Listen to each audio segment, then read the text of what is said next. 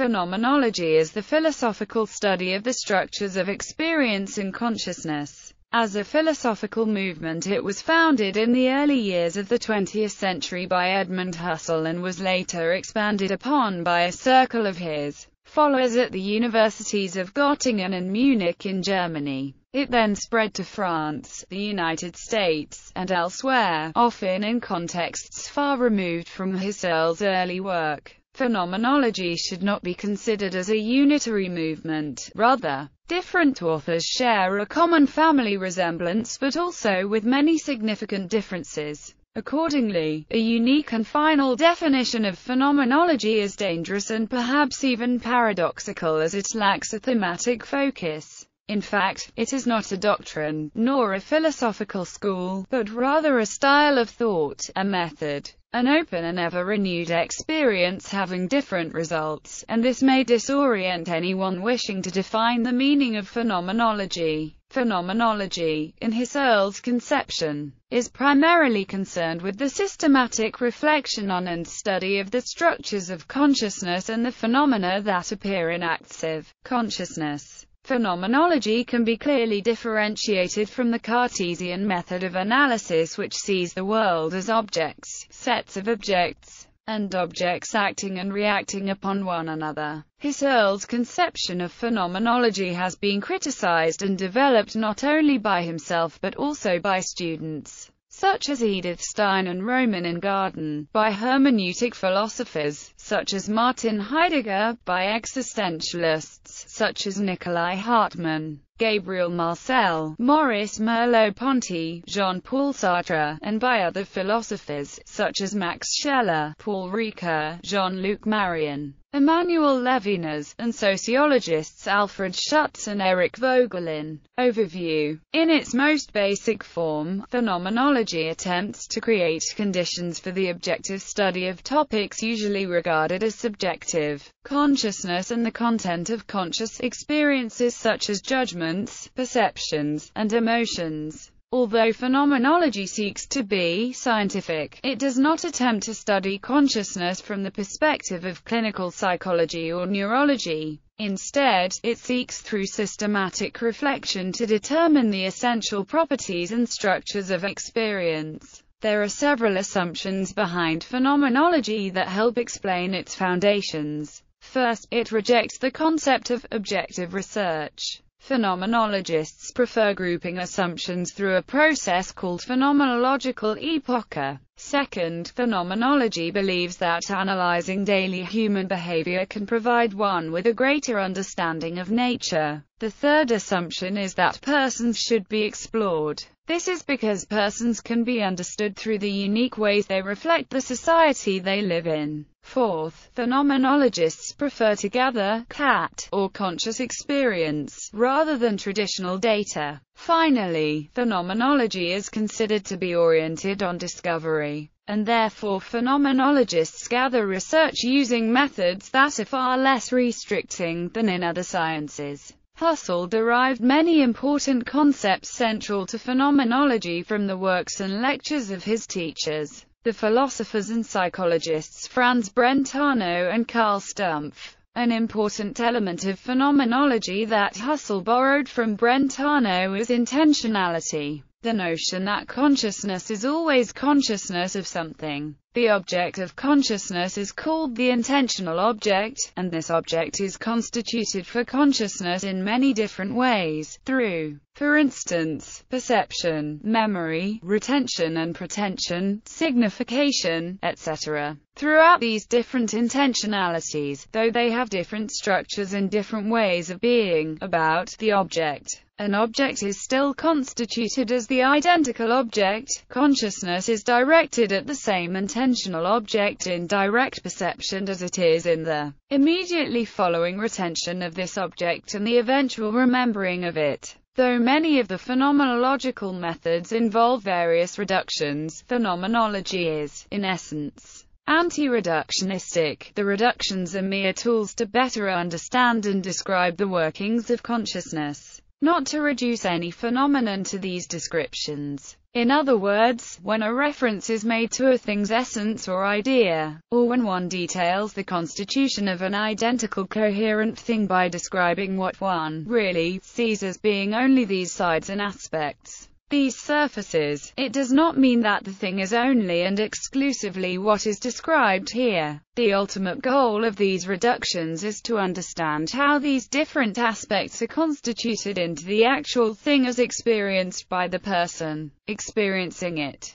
Phenomenology is a direct reaction to the psychologism and physicalism of Husserl's time, although previously employed by Hegel in his Phenomenology of Spirit. It was Husserl's adoption of this term that propelled it into becoming the designation of a philosophical school. As a philosophical perspective, phenomenology is its method, though the specific meaning of the term varies according to how it is conceived by a given philosopher. As envisioned by Husserl, phenomenology is a method of philosophical inquiry that rejects the rationalist bias that has dominated Western thought since Plato in favor of a method of reflective attentiveness that discloses the individual's lived experience, loosely rooted in an epistemological device with skeptic roots, called epoche. Husserl's method entails the suspension of judgment while relying on the intuitive grasp of knowledge, free of presuppositions and intellectualizing. Sometimes depicted as the science of experience, the phenomenological method is rooted in intentionality, Husserl's theory of consciousness.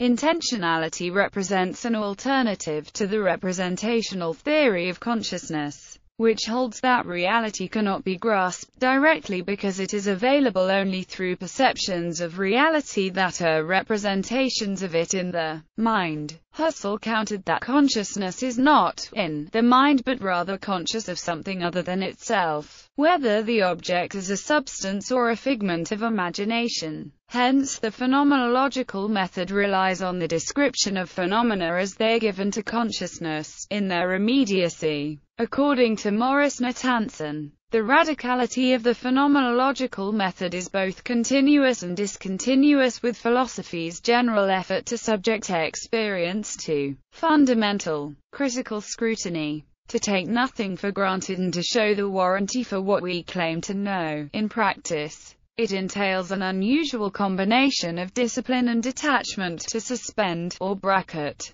theoretical explanations and second-hand information while determining one's naive experience of the matter. The phenomenological method serves to momentarily erase the world of speculation by returning the subject to his or her primordial experience of the matter, whether the object of inquiry is a feeling, an idea, or a perception. According to Husserl, the suspension of belief in what we ordinarily take for granted or infer by conjecture diminishes the power of what we customarily embrace as objective reality. According to Rudiger Safransky, Husserl and his followers' great ambition was to disregard anything that had until then been thought or said about consciousness or the world. While on the lookout for a new way of letting the things they investigated approach them, without covering them up with what they already knew, Martin Heidegger modified Husserl's conception of phenomenology because of Husserl's subjectivist tendencies. Whereas Husserl conceived humans as having been constituted by states of consciousness,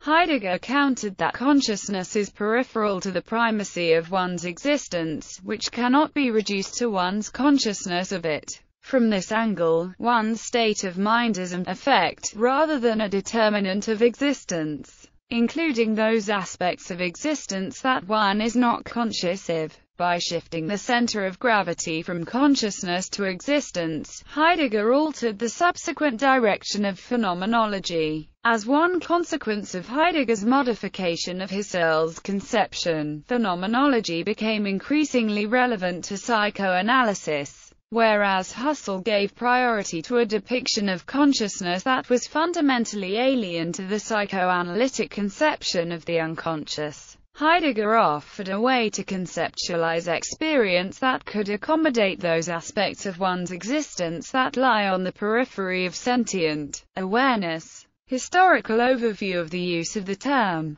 phenomenology has at least two main meanings in philosophical history. One in the writings of G.W.F. Hegel, another in the writings of Edmund Husserl in 1920, and thirdly, succeeding Husserl's work, in the writings of his former research assistant Martin Heidegger in 1927. For G.W.F. Hegel, phenomenology is an approach to philosophy that begins with an exploration of phenomena as a means to finally grasp the absolute, logical, ontological and metaphysical spirit that is behind phenomena. This has been called the dialectical phenomenology. For Edmund Husserl, phenomenology is the reflective study of the essence of consciousness as experienced from the first-person point of view. Phenomenology takes the intuitive experience of phenomena as its starting point and tries to extract from it the essential features of experiences and the essence of what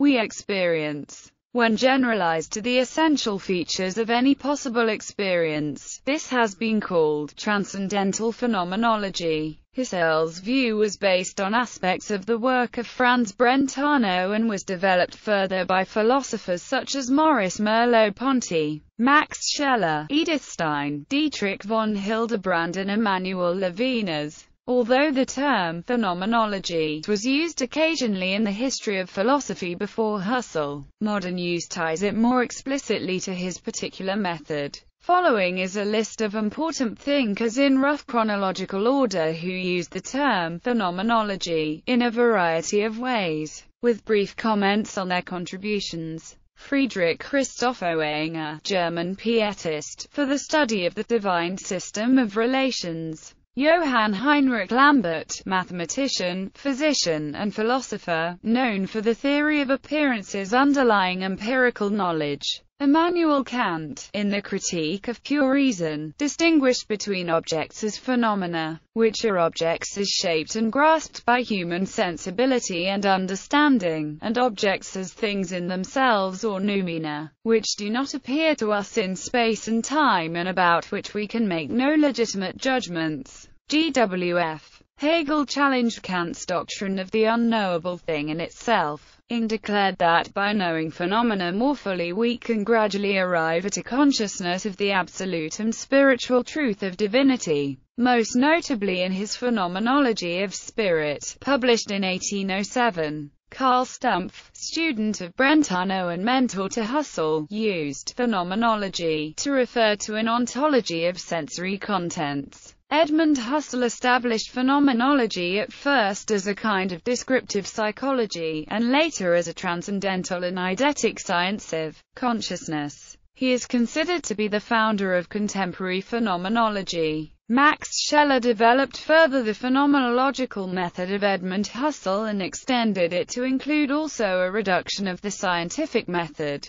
He influenced the thinking of Pope John Paul II, Dietrich von Hildebrand, and Edith Stein. Martin Heidegger criticized Husserl's theory of phenomenology and attempted to develop a theory of ontology that led him to his original theory of Dasein, the non-dualistic human being. Alfred Schutz developed a phenomenology of the social world on the basis of everyday experience that has influenced major sociologists such as Harold Garfinkel, Peter Berger, and Thomas Luckmann. Francisco Varela, Chilean philosopher and biologist, developed the basis for experimental phenomenology and neurophenomenology. Later usage is mostly based on or related to Husserl's introduction and use of the term. This branch of philosophy differs from others in that it tends to be more descriptive than prescriptive.